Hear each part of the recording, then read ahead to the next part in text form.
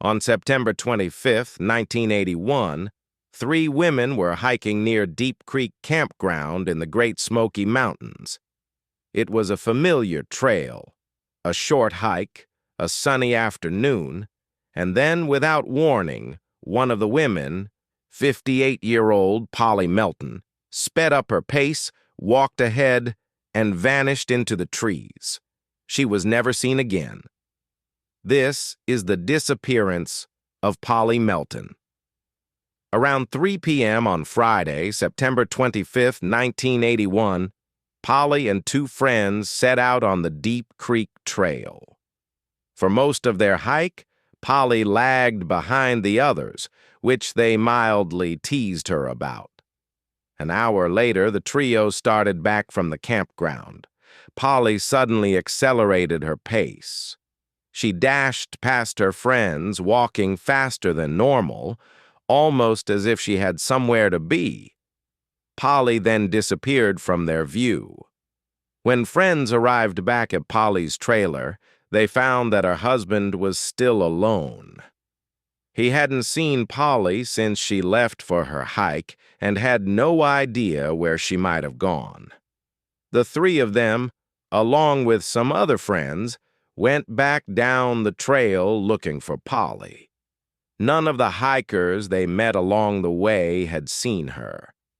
After a couple of hours of searching, they contacted park rangers who brought in the police. Officers were able to track Polly's footprints for a while, but before long they were lost among the prints of other hikers.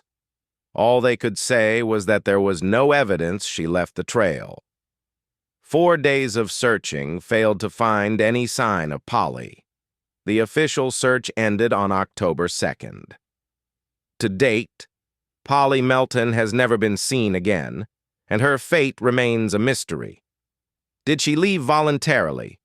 Was she abducted? Could she have suffered a fatal accident? Did Polly leave her old life in order to start a new one? After she disappeared, Polly's minister said that he suspected she was having an extramarital affair and was feeling guilty about it. However, Polly's friends and family rejected that idea, particularly since Bob was suffering from heart trouble. Another possible clue that Polly left voluntarily was that on the day she disappeared, she did not do her usual work at the nutritional center. The practice at the center was for the workers to leave a written notice if they would be coming in the following day.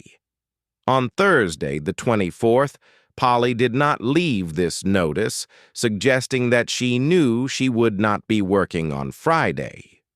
Polly's supervisor said that in all the years she had worked at the center, she had never once used their telephone. However, on the day before she disappeared, Polly called someone on the center's phone.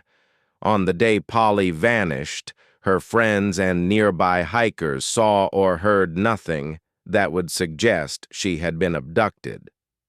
Also, Polly was nearly 6 feet tall and weighed 180 pounds, making the kidnapping theory unlikely, although not impossible. On the other hand, some of Polly's relatives had the opinion that someone had attacked her in order to steal the jewelry she was wearing. Could Polly have suffered a fatal accident? The area where she was last seen was unfamiliar to her. It took her past several small side trails that she could have taken by mistake. One of the friends suggested perhaps after a small, disorienting stroke, Polly accidentally took the wrong path and just kept walking, lost and bewildered.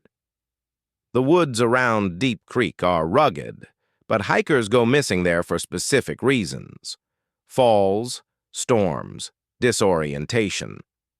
A few witnesses allege they saw a woman matching Polly's description near a road beyond the search area. There were reports, unconfirmed, that she might have been spotted alive months later, far from home, but none of those leads were ever proven. Subsequently, after Polly went missing, Bob Melton suffered a stroke, and he spent the remaining period of his life in a nursing home. The Great Smoky Mountains are quiet now. The search teams are gone. But the mystery remains. A woman stepping off a trail in broad daylight surrounded by friends should not be able to vanish. Not without a trace. Not without a scream. Not without a single piece of evidence. And after 40 years, the mountains keep their secret. If you're drawn to unresolved cases like this one, consider subscribing to Midnight Case Files Investigates. It helps these stories reach more people and keeps the search for answers alive, because some stories don't end, they wait.